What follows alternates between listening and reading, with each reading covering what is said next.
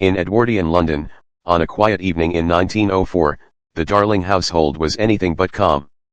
Young John and Michael were wildly acting out a heroic adventure, inspired by the magical stories their sister Wendy loved to tell, stories of a boy who never grew up. Peter Pan. But their father, George Darling, had had enough.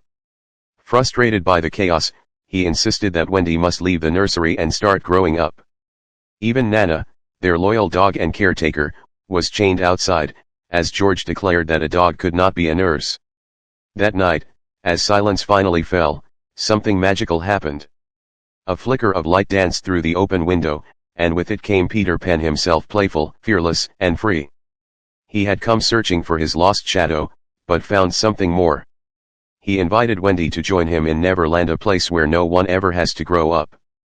With a sprinkle of pixie dust from the tiny but fiery Tinker Bell, Wendy, John, and Michael soared into the night sky, leaving London far behind. Far away, in the heart of Neverland, danger waited. A pirate ship loomed on dark waters, commanded by the fearsome Captain Hook, a man obsessed with revenge against Peter Pan, who had once cut off his hand. Yet even Hook lived in fear of the ticking crocodile that had swallowed that very hand. As Peter and the children arrived, Hook fired his cannons at the sky. But Peter, clever as ever, distracted the pirates, sending the children safely away. Meanwhile, jealousy began to grow in Tinker Bell's tiny heart. Feeling replaced by Wendy, she tricked the Lost Boys into believing Wendy was an enemy, nearly costing her everything. Peter soon discovered the truth. Heartbroken, he banished Tinker Bell for a time.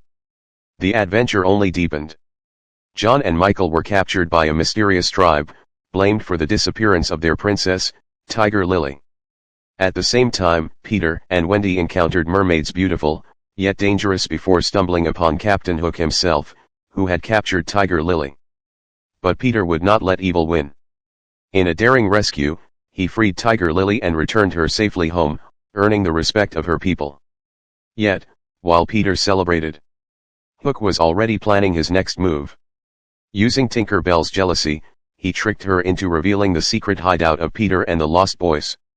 As days passed, Wendy and her brothers began to miss home. They longed for their parents, for warmth, for love. They invited the Lost Boys to return with them to London to be part of a real family. The boys eagerly agreed. But Peter refused. He would never grow up. As they prepared to leave, danger struck again. Hook and his pirates ambushed them, capturing the children and leaving behind a ticking time bomb, meant for Peter. At the last moment, Tinker Bell returned. Risking everything, she carried the bomb away just as it exploded in a brilliant flash. Peter rushed to her side, and together, they rose once more. With courage and determination, Peter stormed the pirate ship, freeing the children. A fierce battle broke out, swords clashing, pirates falling. And at last, Peter faced Hook. In a thrilling duel, Peter defeated him. Hook tumbled into the sea, where the ticking crocodile was waiting. Victorious, Peter took control of the pirate ship. And with a touch of pixie dust, the impossible happened, the ship itself began to fly. Back in London, as dawn approached, the Darling parents returned home worried and searching. They found Wendy asleep by the open window.